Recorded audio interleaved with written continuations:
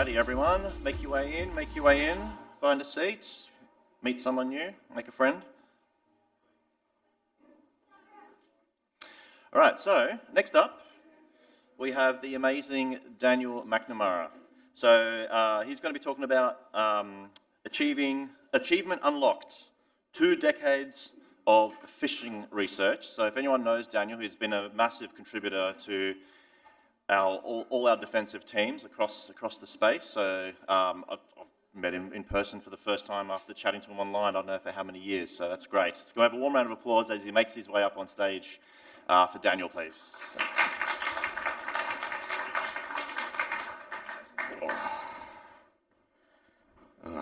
Well, this is going to be fun, by which I mean I've had like 4 hours of sleep.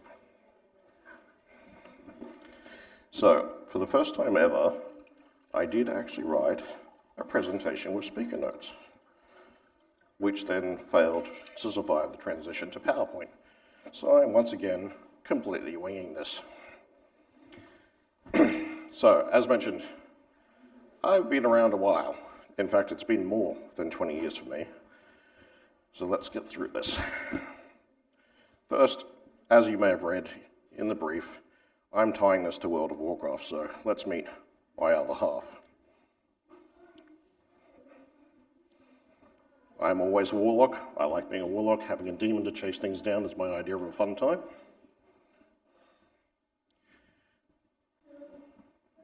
I'm assuming the text is actually quite hard to read. I was assuming it was going to be quite a bit darker in here. I apologize.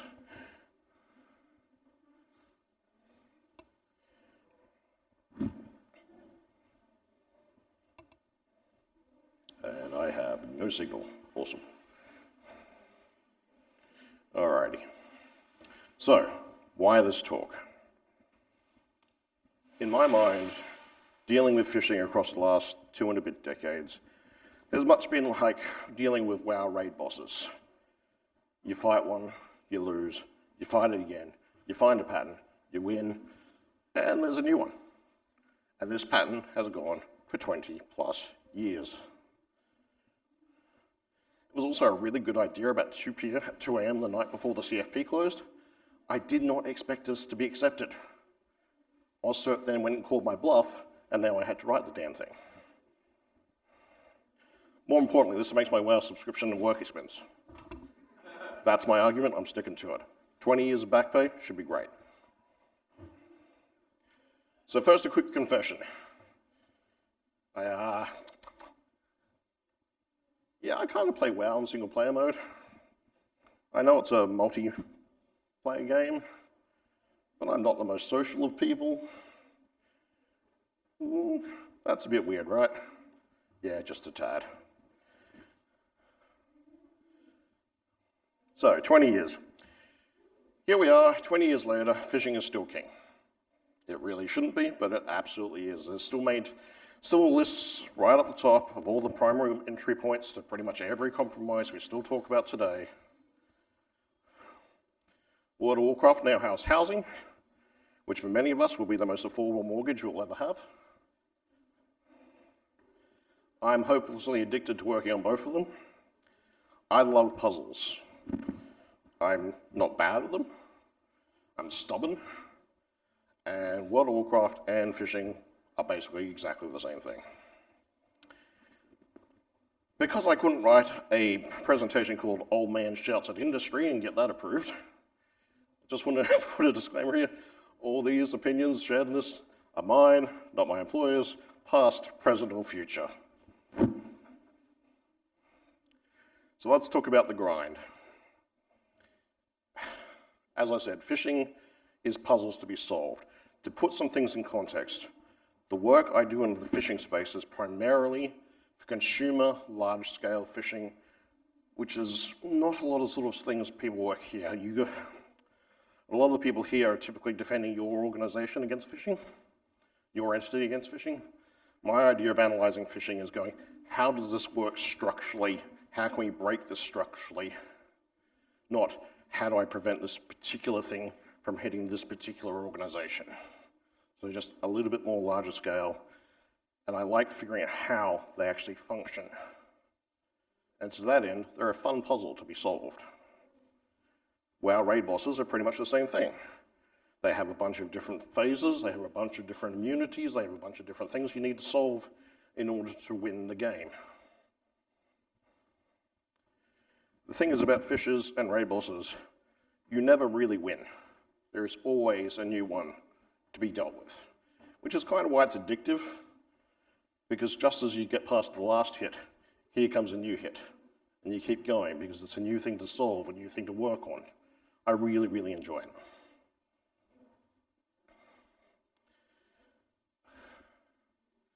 One of the classic problems I see is viewing phishing through the lens of how many did we stop?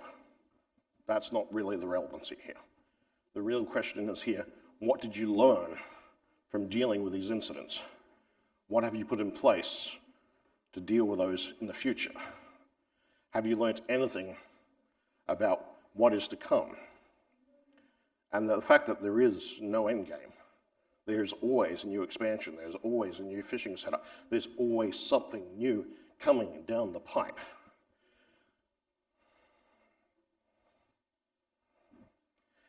As I said, I'm mildly addicted to collecting things in WoW. I have spent an ungodly amount of time doing grindy stuff just so I can get a cool looking mount, and I have done exactly the same stuff in phishing analysis. To give an example, I hate JavaScript with the burning power of 1,000 suns, but that's what they use to write they used to write a lot of phishing frameworks these days, so I had to learn it. Similarly, a lot of new phishing setups are now using WebAssembly. I've had to learn how to decompile WebAssembly. I hate it so much, but it's part of what I have to do to solve the puzzle.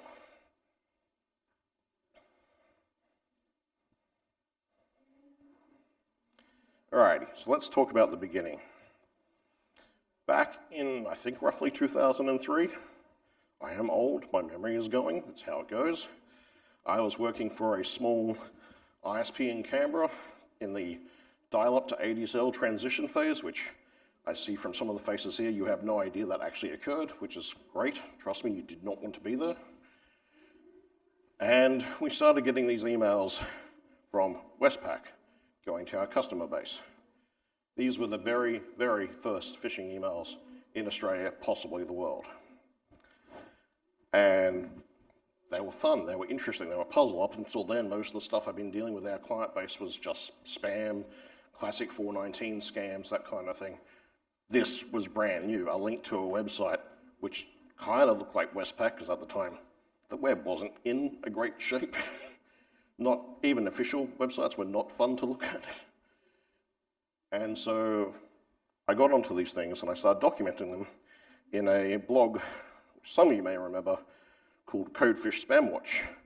If you really want to embarrass me, you can find it on the Internet Archive. I severely cringe at some of the writing I did at the time, so I'm not going to show any of it here, but you can find it if you're interested. The thing about this, it was dead simple. Click link, come here, give me your creds. And it just worked. And it continued working really, really well. And it still works 20 years later. The thing about this is it caught literally everyone by surprise. No one saw this coming. And that's because at the time, web logins to things like banks and that sort of thing were brand new. Nobody really thought about a threat vector involved with that. So everyone had to get on board real damn fast to sort out what was going on. At the time, it looked really easy to defeat. We'll just tune the spam filters. She'll be right. We'll move on our life. Cool. Boop. One of the first big raid bosses in WoW was McNamara. He only had a few phases. He was pretty easy to defeat. You just basically beat him hard, bam, done. Move on with your life. That's what everyone thought phishing was going to be like. Yeah, not so much. So brand abuse exploded, primarily targeting banks.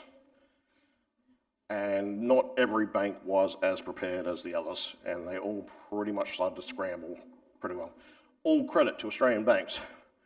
They actually interacted pretty well at the time, comparatively.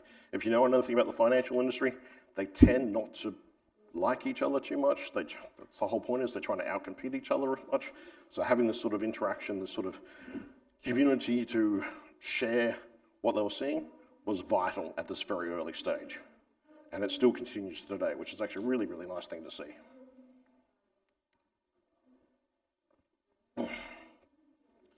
So this led to the launch of brand abuse protection systems, where I send you a URL saying this is abusing my brand, you go off and take it down, I pay you money for that task.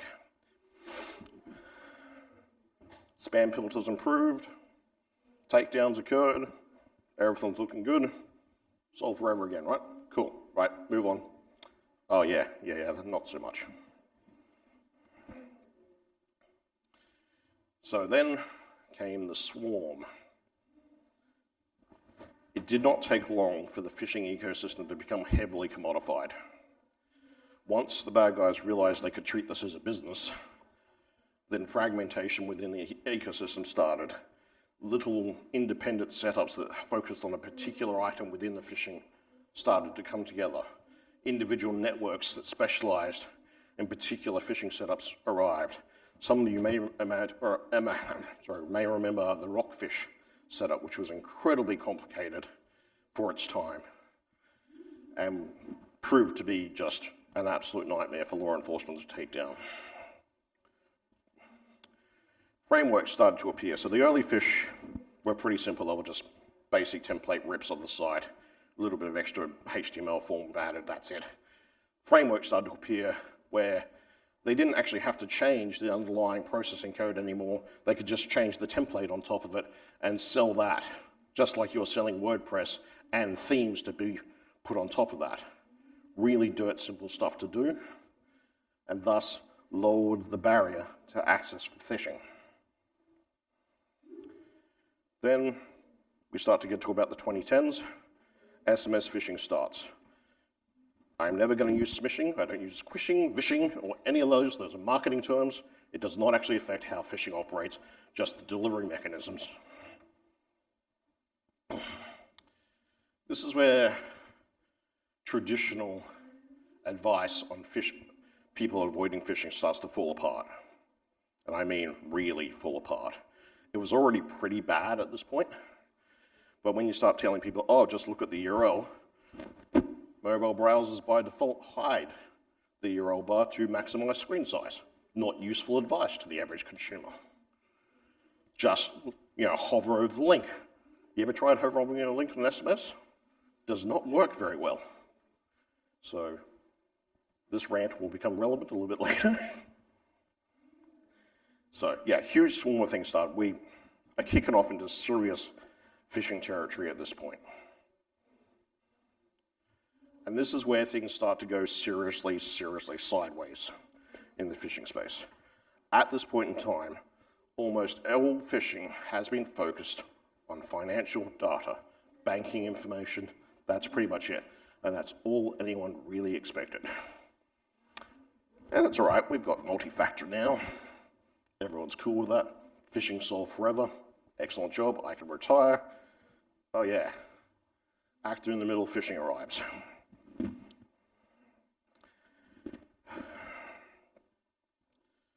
So by now, almost all of you are familiar with some variation of actor in the middle phishing. It still exists today. The most current version, of course, is the device auth code phishing. It's basically exactly the same logic with a new hat. But what it did was radically change the value proposition of phishing. Before, it was a pure financial cash out of a bank account or some other financial service. Now it was access to mailboxes, and people finally realized there's a lot of data in a mailbox that is non-financial, but is worth serious dollary dues. It took a long time for people in the industry to figure this one out. In fact, I would say an embarrassingly long time. We spent so much time going, it's cool they didn't get credit card data. Yeah, but they've got your IP, they've got other information, they've got access to email addresses that allow you to reset other keys.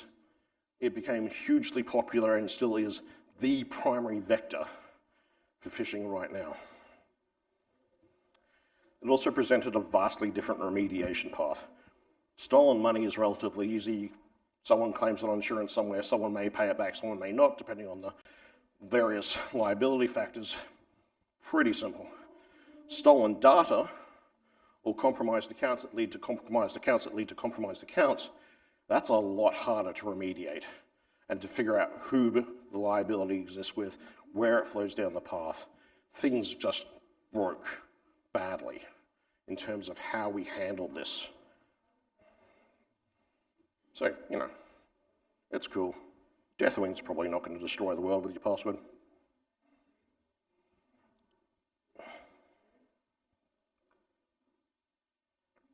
Alrighty, then we had the rise of the fun stuff. Every single tool has a dark counterpart. They don't have a good or a bad side. They are just a tool to be used in a particular way. QR codes are not inherently bad. But once someone figured out, hey, we can use a QR code to shift the victim off their enterprise machine onto their mobile device, which probably has less endpoint protection, it became a tool for evil. Once they realized, hey, if we bug the hell out of someone with 90,000 MFA notifications a minute, they're eventually just going to smash yes because they want to get on with their life. Hell, even Evil Engine X, which is pretty much still an underlying factor of a lot of email phishing today, started off life basically as a red team tool. So everything started to get misused. And it became problematic because how do you tell the good use from the bad use? And then we started to get serious framework consolidation. So we had this huge ecosystem, but then they sort of started battling within themselves, and things have been ever shrinking ever since. There's actually not that many actors in this space, but they are actively sharing stuff more often. The Chinese phishing ecosystem is particularly fascinating. They are extremely sharey. There's Telegram accounts where they basically just give each other the source code and get on with their life. They don't really care as long as everyone's winning. So it's really fascinating to watch from that aspect. At this point, so here we are now, the phishing ecosystem is now fully modular. There are groups whose literal only job is to compromise SendGrid accounts because then they can sell those SendGrid accounts for mass sending of emails. They've got groups who specialize in just handling the Telegram details. You've got groups who handle just the CDN proxies, who just go, we don't care what you use it for, you can use it for all sorts of evil, we're just going to create it for you, off you go. And then we start to get deeper integration. So this is where the stuff for email compromises start to integrate directly into ransomware, because you can use the email compromise to pivot into other systems, to gain tokens, to all those fun stuff that we talked about multiple times during this conference, and lead to much, much bigger payoffs than phishing itself could ever achieve.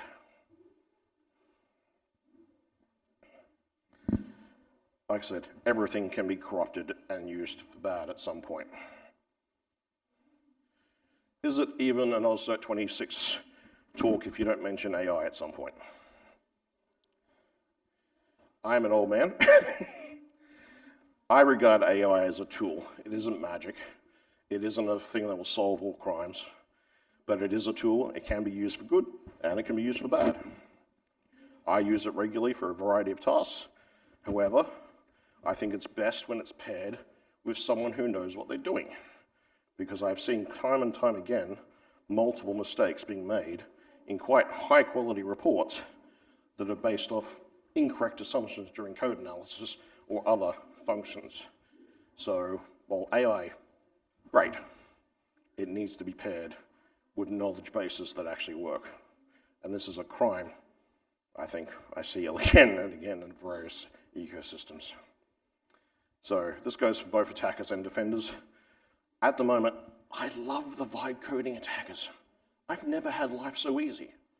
The slop they are producing is very easy to analyze. It's mostly self-documenting. It's great right at the moment. Will it get better? Almost certainly. What it has done, however, is basically introduced a real-life enrage mechanic. So in WoW, the bosses can have an enrage mechanic where if you don't do enough damage in enough time, you're going to get absolutely smashed. They'll get faster, they'll get harder, and they'll hit you again and again. And this is where AI at the moment is absolutely smashing us, because it has lowered that barrier to creating templates faster than ever. It has lowered the barrier between getting the credentials and accessing the systems, making that all automated. They've always used automation. Now it's just better automation, smarter automation. So it is reducing that barrier, but it's not magic. A lot of this AI stuff actually has pretty good tells. You see a page full of console logs, that's almost certainly generated by AI. No human adds that many console logs.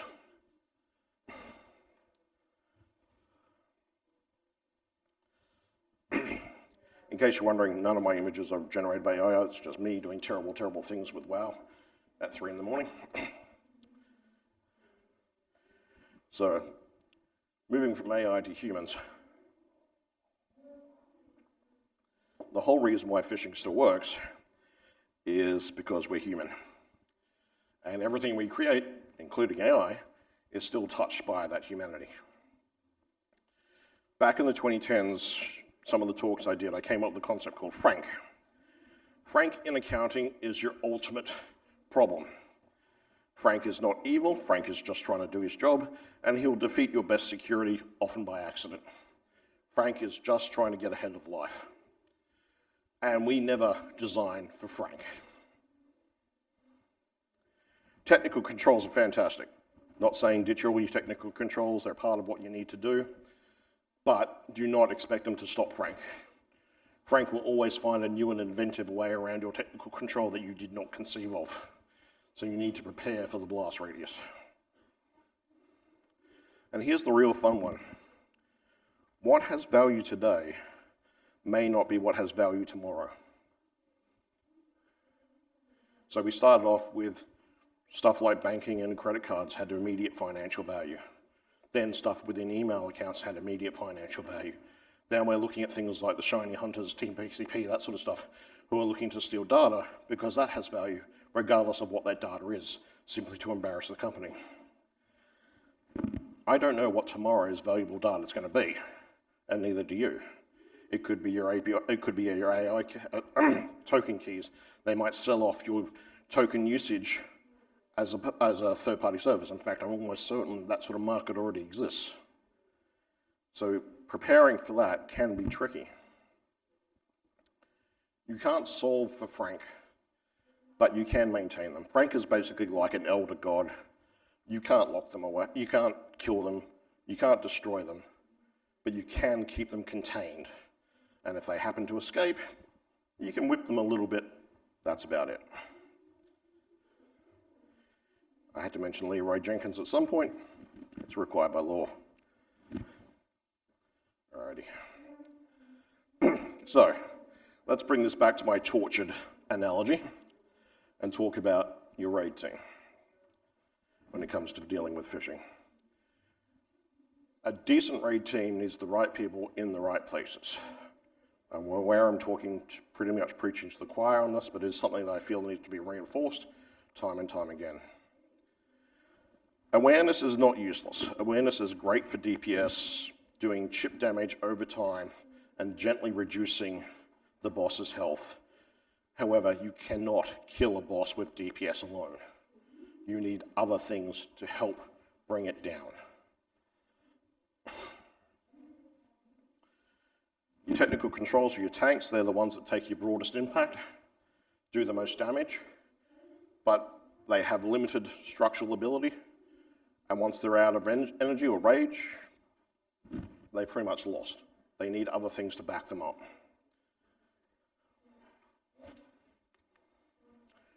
So your SOC, your incident response team are generally your healers.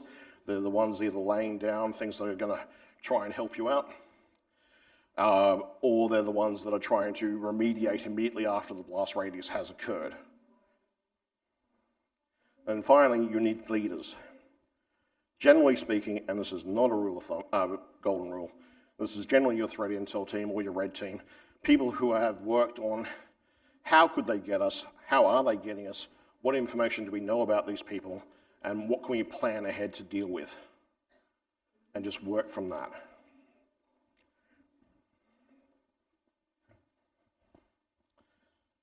The important thing to understand that wipes are data, not failure. I'm aware that in recent years, the no-blame post-mortem has become reasonably popular. Big fan of that. Blame and liability issues have caused just a massive issue with getting people to talk about what happened to them, what technical controls failed, what actually got bypassed, so we can all talk about and learn from that. So a learning opportunity is fantastic to have. Intel sharing. This is something I rage about in Australia quite a lot. I'm going to say it very clearly, Australia sucks at intel sharing. It is getting better, incrementally, but it still sucks at it. We can do better. So there's things like the ACSC CTIS program for sharing data, that's a good step. There's places like AusCert to share other community sharing things. Share where you can, but please be better at it. We are so far behind many other places, it's a little bit embarrassing. I would love to see it get better. This is where you use it as a pivot. So it's not just maybe we need a better firewall or a better email filter. That might be part of it. It may also be that you need to skill up your people in using those tools. A classic mistake I see is people being trained to a tool and not the underlying data structures, which is a real shame, because you've got these really bright people who know how to use this email filter, but not what actually constitutes an email and how it can be abused in fun little ways. And I feel investing that little bit of time and energy in the data structures will save you a lot of heartache in the long run.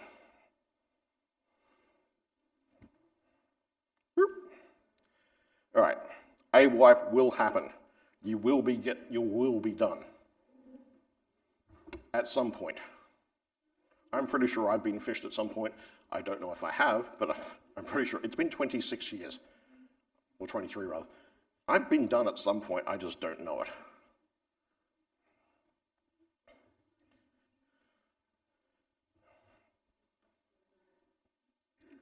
All right. Let's talk about some common mistakes.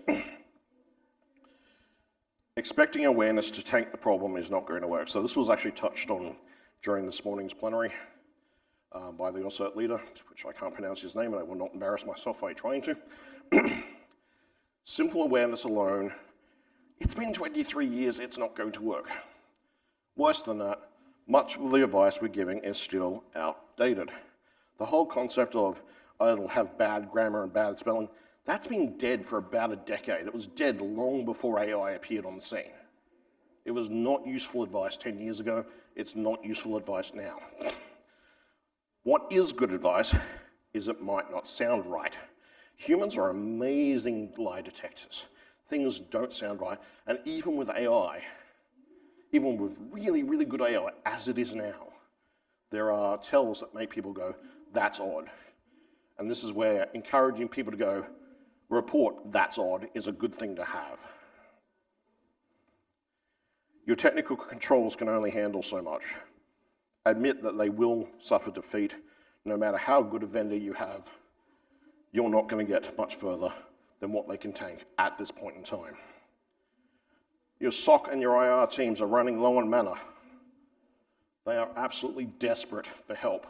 It is fatigue problems. I've seen this in multiple organizations now. Just abysmal. This is actually somewhere where AI can help your defenders, trying to offload some of that repetitive tasks.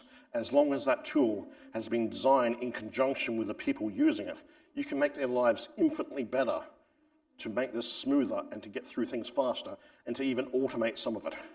That does not necessarily translate into fire your SOC team and let the AI handle it, but definitely something to work on.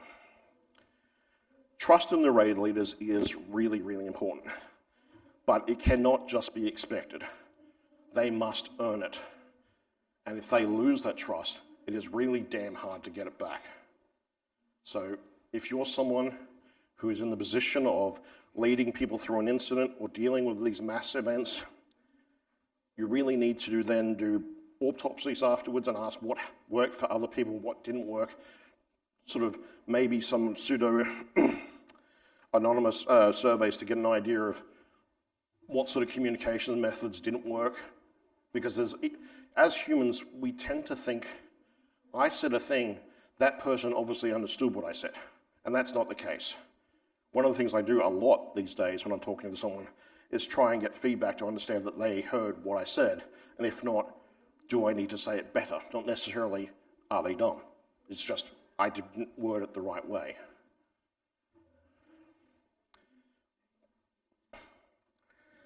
As it says, you try and make a party out of all one class, you're not going to get very far. Alrighty, the safety dance. Every raid boss has phases, as does phishing. We commonly call this the kill chain within cyber. Everyone's pretty familiar with it. I'm not going to go too deep into it. Each of these phases is an opportunity to break something in the chain. If you use the wrong mitigation during the wrong phase, you might do some damage, but not enough to break the chain. That in itself is not a failure. But the phases can intersect. So having two mitigations cross over each other is actually a good thing to have. Do not rely on one to handle everything.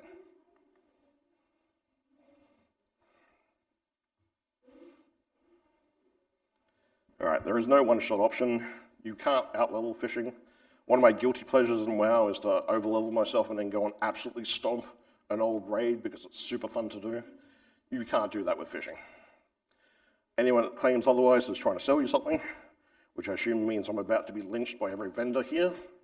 Of course, I work for a vendor that happens to sell these sort of solutions, but as long as you don't promise it's a be-all and end-all, that's fine. Progress comes from iterative advancements. There is no great leap forward in this. It is always adding material upon material upon material. Your KPI is not how many you killed, it's what did you learn. If your KPIs at the moment are, we blocked 10,000 fish, that's kind of irrelevant. What happened to the one fish that got through? What did you do about that?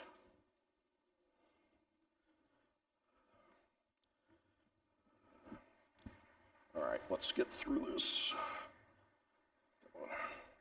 Go a little quicker, go. There we go. All right, so very quickly. So maybe this will one day it'll end and I'll be able to retire. That's not this day. Till then, log and learn from your wipes. Adjust, adapt, go again. It's gonna hurt, it's gonna suck, but you do need to deal with it.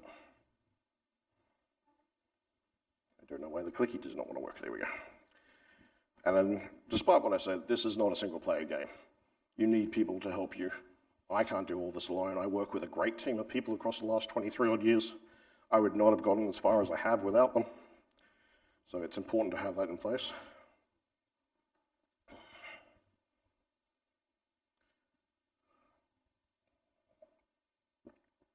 One thing I will say is I have survived, I think, 7 technologies that were totally going to kill phishing.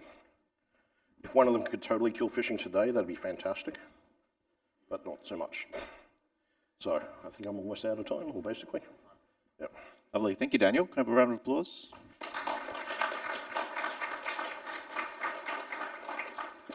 Right, so we do have time for a couple of questions. Any questions in the room? Just raise your hand. I looked on the app. There's no one. I don't think anyone's using the app. Oh no, not him. I think you know what I think about this one, but how often do you see a fish that you're like, I don't know whether that is one or not? Like, you actually really have to look.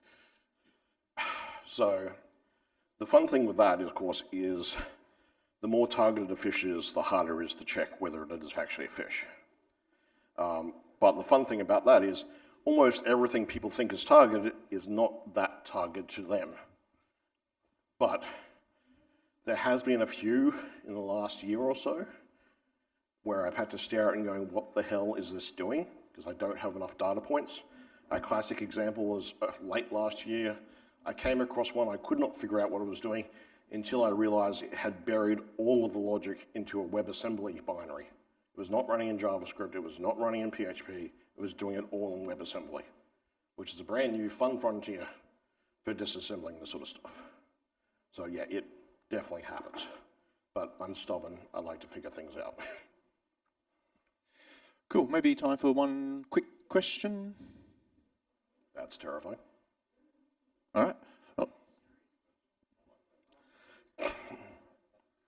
So if that silver bullet comes along, what's your career backup plan? I reckon goat farmers sounding pretty good at this point. Goat farmer? Watching all this stuff about automated exploits makes me go, you know what, goat farming sounds fantastic. Let's get that in. yeah, I can relate. All right, so another round of applause. Daniel.